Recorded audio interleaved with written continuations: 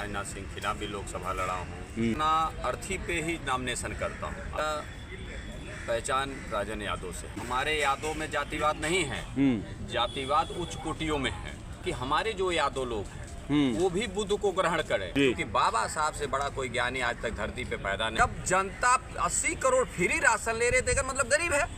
80 करोड़ जनता तो गरीब है। बिल्कुल। तो गरीब आदमी ये मोबाइल का इनकमिंग कैसे भरवाएगा? नमस्कार, अभी हम हैं दिल्ली के जंतर मंतर पर और देश में इस समय कहें तो रिचार्ज कंपनियों ने जैसे जियो है, एयरटेल, इन्होंने जो देश को लूटना प्रारंभ किया है, इसके विरोध में अब आवाज़ मजबूती से उठनी शुरू हो गई। अभी एक ऐसे योद्धा हैं जंतर मंतर पर जो अकेले ही जो है इस विरोध को आग देने का, हवा देने का या मजबूती प्रदान करने का काम कर रहे हैं। आइए उनसे बातचीत करते हैं। बाबा साहब भीमराव अंबेडकर हमेशा से लोगों को अन्याय के विरुद्ध खड़ा होने के लिए सिखाते रहे और साथ में गौतम बुद्ध भी हैं जिन्होंने अन्याय को बहुत हद तक अपने ज़माने में तो जवाब दिया ही और ढोंगी व्यवस्था जो थी हमारे भारत में उसको दूर करने का काम किया। सर, आप अपने बारे में कुछ बताइए पहले। मैं गोरखपुर से राजन यादव अर्थी बाबा बनते जी हूँ। जी, मैं गोरखपुर में चुनाव लड़ना शुरू किया अर्थी पे बैठ के। अच्छा, गोरखपुर लोकसभा से? लोकसभा से जी। विधानसभा वहाँ 4 बार लड़ा हूँ। मैं राजनाथ सिंह के खिलाफ भी लोकसभा लड़ा हूँ। मैं बनारस में मोदी जी के खिलाफ भी चुनाव लड़ा हूँ, दो बार। मेरा पर्चा खारिज कर दिया गया। मैं एमसी भी लड़ा हूँ। मैं राष्ट्रपति चुनाव लड़ने के लिए भी मैंने दावेदारी किया था। अखिलेश जी के खिलाफ भी दावेदारी मैंने किया था।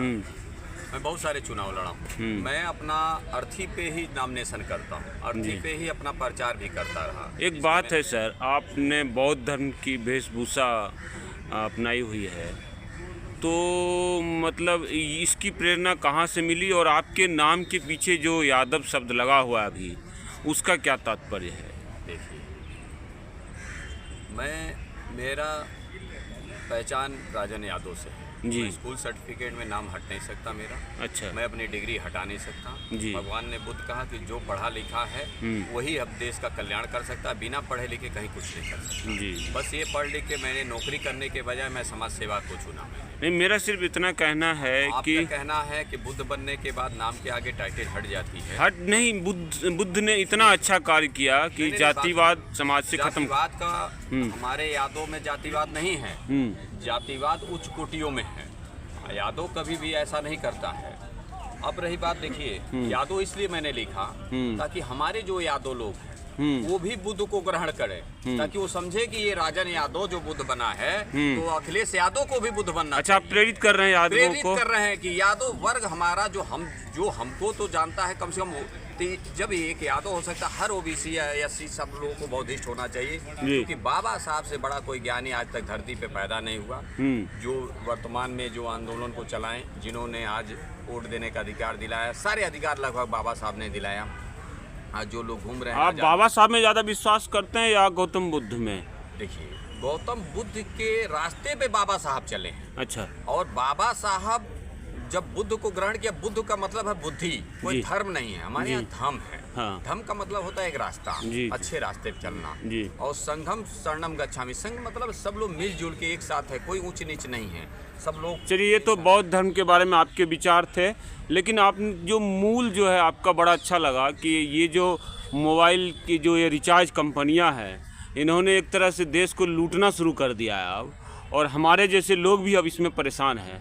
तो इसकी आपको प्रेरणा कैसे मिली? देखिए, जब मैं भी कहीं भी जा रहा हूँ गांव में तो फोन किसी का बंद हो गया नंबर, तो मैंने देखा जब 80 करोड़ का बोर्ड लगा है, 80 करोड़ जनता का राशन फ्री ऑफ कास्ट मिला। तो जब जनता 80 करोड़ फ्री राशन ले रहे थे, मतलब गरीब है। 80 करोड़ जनता तो गरीब है। बिल्कुल। तो गरीब आदमी ये मोबाइल का इनकमिंग कैसे भरवाएगा? 200 रुपये। 200 रुपया। जब एक किसान बिजली का बिल नहीं भर सकता, जब वो आपका फसल का अपना भरपाई नहीं कर सकता, जिसको सरकार किसान निधि में रूप में किसान को दे रही है, जिसके पास खेती है, तो जो आम गरीब है, जिनको आपने कहा राशन दे रहे हैं, तो बहुत गरीब है, वो आदमी मोबाइल रिचार्ज कैसे कराएगा? तो मोबाइल का नंबर सरकारी विभागों में दिए जाते हैं। बिना गैस कनेक्शन मोबाइल नंबर का नहीं मिलेगा। बिना नंबर का आपका कोई जात या आदिवासी कोई नहीं बनेगा। कोई भी बिना मोबाइल नंबर का आपको पैन कार्ड नहीं बन सकता, आधार कार्ड नहीं बन सकता, OTP आप बताइए किसका आधार कार्ड है बिना मोबाइल नंबर का चलेगा? बिल्कुल बिल्कुल सही है आप। पूरा देश मोबाइल के बिना नहीं चल सकता, जैसे एक सांस बन गई है। और इन्होंने क्या किया, उस पे इन्होंने पहले धोखा से इन्होंने सिम बेचा जब, तो बोला लाइफ टाइम इनकमिंग। ये किसी भी से पूछेंगे तो कहेगा लाइफ टाइम इनकमिंग। जी मुझे भी याद है वो। तो अब 2019 से इन्होंने लाइफ टाइम इनकमिंग को रिचार्ज में वो कर दिया कि अब लाइफ टाइम बंद कर दिया, इनकमिंग को इन्होंने बंद कर दिया था। आप रिचार्ज करो तब चलेगा। 3 दिन बाद वो नंबर अगर ज्यादा दिन होता है, 1-2 महीने का, किसी का नंबर वो दूसरे को दे देते हैं। तो जब हमारा तुम आधार कार्ड से बिन सिम दिए हो, हमको डायरेक्ट तो तुमने दिया नहीं कि हमने पैसा दिया, हमने नंबर दिया, हमने आधार कार्ड दिया, ऑलरेडी मेरे नाम पे वो अप्रूव्ड है, मैंने उसको खरीदा है, हमारी प्रॉपर्टी है वो नंबर, और हमारी प्रॉपर्टी को तुम हम ना रिचार्ज कराए तो तुम कौन होते हो हमारे नंबर को बेचने वाले या बंद करने वाले? जब तुमने कहा था कि ये 420 हैं मोबाइल कंपनियां, हकीकत में आज देश में जो रिचार्ज कंपनियां सब 420 है। लाइफ टाइम का मतलब क्या है? वही हमको सुप्रीम कोर्ट को जज को समझाते कि सर लाइफ टाइम क्या होता है और बंद कर देना बीच में क्या होता है। मतलब हमको जान मिला है जीवन भर जीने के लिए ना, जब तक हमारी जिंदगी है, तो जब तक इनकमिंग तो फ्री है, जब तक मोबाइल को चलना चाहिए था तब तक फ्री होना चाहिए। लाइफ तो तुम्ही ने दिया। लाइफ टाइम का मतलब यही होता है, जैसे लाइफ पार्टनर होता है, तो मतलब जीवन भर का साथी होगा, जीवन साथी होगा। ये एक बहुत बड़ा मुद्दा है, इस पे लग नहीं रहा है कि बहुत बड़ा आंदोलन होना चाहिए। अभी ऐसा कुछ आंदोलन हो, सुप्रीम कोर्ट जाएगा तो जज साहब से कहूंगा आप पढ़े हैं ना, पढ़े हैं तो आप लाइफ टाइम का मतलब बता दीजिए। आपने टिकट कटाया दिल्ली तक का, रास्ते में कोई उतार दे तो आप उस पर केस कर कि नहीं करेंगे? तो करेंगे। तो वैसे ही सेम हमारा है इन्होंने। और दूसरी बात, जो मोबाइल की इनकमिंग अगर बंद होगी तो मोबाइल नंबर अलॉटमेंट दूसरे को होगा, दूसरे को अलॉट करना। हमारे नाम से प्रॉपर्टी को ये 420 हुआ नहीं हुआ, आपका खेत आपके नाम से दूसरे को लिख दिया जाएगा तो कैसा होगा? तो वो आपका हथियाने के बाद। आज आपका ये अनशन का शुरुआत है, पहला दिन है ये। आज ये मेरा पहला चरण है। धरना दे रहे हैं आप? धरना दे रहे हैं। अभी ये पहले चरण का धरना है, क्योंकि 8 ये लगातार नहीं चल सकता। सरकार का पता नहीं कौन गाइडलाइन आया कि 1 दिन से ज्यादा धरना कंटिन्यू चल ही नहीं सकता। मुझे 1 ही दिन का परमिशन ही मिला। अच्छा। तो अब 8 दिन या 10 दिन के बाद पहले नहीं हो सकता। तो दूसरा चरण में मेरा दूसरा अगर नहीं मांग पूरी हो तो मैं दूसरे चरण बैठूंगा, नहीं होगा फिर मैं जब परमिशन होगा फिर बैठते रहूंगा। अभी देखिए यही बस मोबाइल की इनकमिंग नहीं बंद किया है। गरीब आदमी जब अकाउंट खुल गया तो उसमें से जब वो भाई छोटा मोटा जिसकी हैसियत राशन खरीदने की नहीं है तो 3000 रुपया रख पाएगा बैंक में, वो बर्दाश्त कर पाएगा उस सामान का? बिल्कुल नहीं। उसको भी वो खर्च कर देता है तो उसमें बैंक वाला उसको पैसा काट देता है, माइनस में डाल देता है। तो हर महीने 300 रुपया को वो अलग भार पड़ गया, जोड़ जाड़ के 500 रुपया ही हो गया। दूसरी बात, जब सरकारी स्कूल है, तुम एक तरफ केंद्रीय विद्यालय भी स्कूल खोले हो, तो हम क्यों ना उस सरकारी स्कूल में कोई बच्चा पढ़ा नहीं सकता, सब सिस्टम फेल है, तो उसको केंद्रीय विद्यालय स्कूल में क्यों नहीं कन्वर्ट कर देते हैं? इस चीज से हमारे आम सारे स्कूल सही हो जाएं। जितने सरकारी हॉस्पिटल है बताइए, ना दवा है, ना डॉक्टर है, ना सिस्टम है। कोई आज तक नेता या मंत्री कभी इलाज कराया है? कोई अधिकारी कभी नहीं जाता है। कभी आज तक देखे कोई मुख्यमंत्री जाते हुए सरकारी हॉस्पिटल में? मेदांता जाते हैं सब। किसके हॉस्पिटल? आप कभी भी सुने होंगे लेलावते ही जाते हैं, कभी आज सुने सरकारी हॉस्पिटल में? कारण है जब ये जिम्मेदार आदमी खुद सरकारी में नहीं जा रहा है, इसका मतलब गैर जिम्मेदार आदमी है।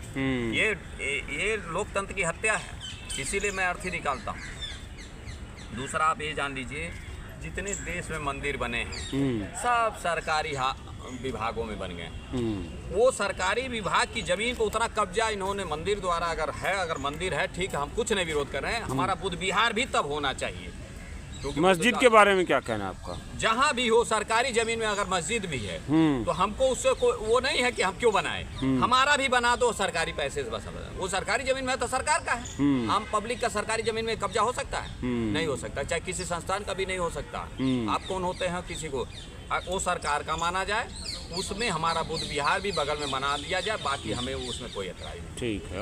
और हमारा बुद्ध पे देखिए, अभी सीरियल पे देखे होंगे कि तरह तरह के देवी देवताओं के सीरियल चलते हैं, लेकिन बुद्ध का सीरियल नहीं चलता है। हमने बुद्ध पे सीरियल बनाने लिए चेतन हंसराज जी को मैंने कहा, वो बनाने को तैयार है, लेकिन कहीं वो दूरदर्शन पे चलाने को तैयार हो तब हम बनाएंगे, नहीं हमारा पैसा बेकार जाएगा। तो ये दूरदर्शन पे चलाने का हमको परमिशन दें, हम बुद्ध पे सीरियल बनवाएंगे। विधानसभा लोकसभा में एससी का आरक्षण तो पारित हो गया, लेकिन जब मंडल कमीशन बना तो ओबीसी का आरक्षण तो नहीं बना। तो वहाँ सामान्य वर्ग से ओबीसी लड़ रहा है, तो ये बताइए प्रधानी में क्यों ओबीसी? आप जब बौद्ध धर्म की बात करेंगे तो वहाँ पर एससी ओबीसी की कोई बात नहीं है, सब एक हैं। छुआछूत और भेदभाव बंद करने की बात। हमारे बुद्ध मंदिर पे भी कोई काम नहीं होता है। हमारे बुद्ध की जमीन हमारे गुरु ज्ञान, आप उस पे काम करेंगे। पॉलिटिकल एनवायरनमेंट पूरे देश को करता है। बात बुद्ध का सुनिए, बुद्ध का मतलब है बुद्धि एजुकेशन। आप उसको ढेर धर्म से मेरा ये कहना है कि बौद्ध धर्म में भी अगर आरक्षण, धर्म रेगुलेशन नहीं है, इन्होंने जो भी बना रहा है ये समझिए फिर पाखंड में डाल रहा है। बुद्ध बौद्धिस्ट होना का मतलब आप बुद्धि को ग्रहण कर लिया, आपने ब्रेन अगर आपके पास है, बुद्धि से चल रहे हैं, सही ढंग से। मेरा सवाल कुछ और है, जब आप आरक्षण जैसी जो एक विवादित चीज है, लोग लड़ते हैं उसके लिए, ट्रेन जलाते हैं उसके लिए, बस जलाते हैं, पटरी उखाड़ते हैं। राजस्थान में पटरी उखाड़ने की घटना हुई, ट्रेन जलाने। दूसरे की बात तो नहीं कर सकते हैं। मैं तो प्रशासनिक अधिकारी हूँ कि मैं सबको कवर कर लूँगा, मेरे से नहीं। मैं अधिकार उठा सकता हूँ मुद्दे को। आरक्षण का मीनिंग ये होता है कि जब शुरू से देखे होंगे कि एक ही वर्ग पूरा एक कोर्ट में है, एक ही वर्ग हर जगह है, तो ये जो आरक्षण लागू किया गया बाबा साहब ने लाया। कहने का मतलब बुद्धिज्म बिना आरक्षण के नहीं होगा सही सफल। बुद्धिज्म का उससे क्या है? बुद्धिज्म तो एक बुद्धि है भाई। आज मैं पढ़ा लिखा नहीं होता तो आज हर चीज जानता नहीं तो मैं बात क्या करता।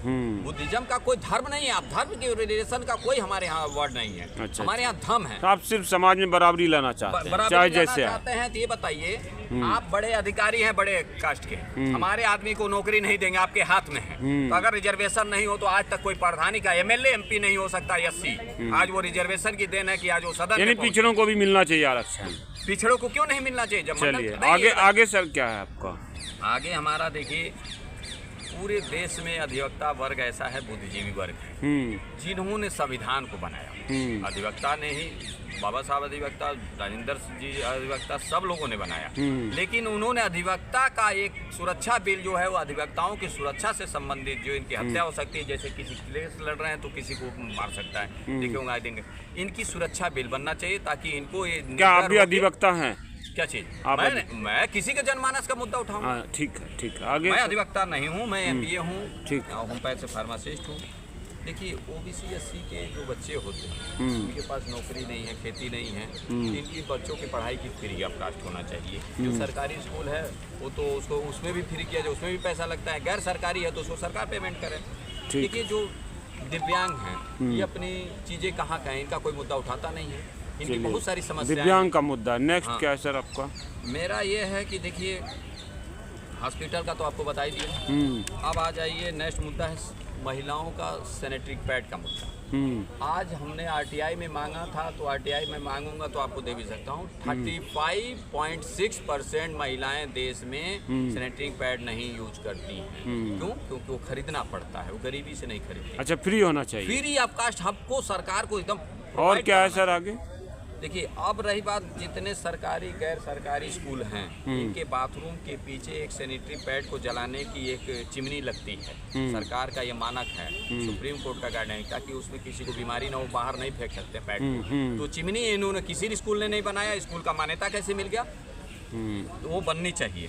दूसरा, जितनी सरकारी जमीनें हैं, चाहे वो रेलवे लाइन किनारे हो, चाहे रोड के किनारे हो, ये खाली पड़ी हैं, तो सरकार उसको पेड़ लगाए ना। पर्यावरण के लिए बात करते हो, बहुत बढ़िया, जलाते हो तो सरकारी। और क्या सर नेक्स्ट? देखिए नेक्स्ट और मेरा ये है कि हमारे कुशीनगर में बुद्ध विहार, जो मेन जहाँ बुद्ध जी लेटे हैं, जहाँ उन्होंने प्राण छोड़ा, उस मंदिर पे सीढ़ी बना है, रैंप नहीं बना है। जितने विकलांग लोग हैं वो रैंप पे नहीं चढ़ पाते, तो रैंप बनना चाहिए। धन्यवाद।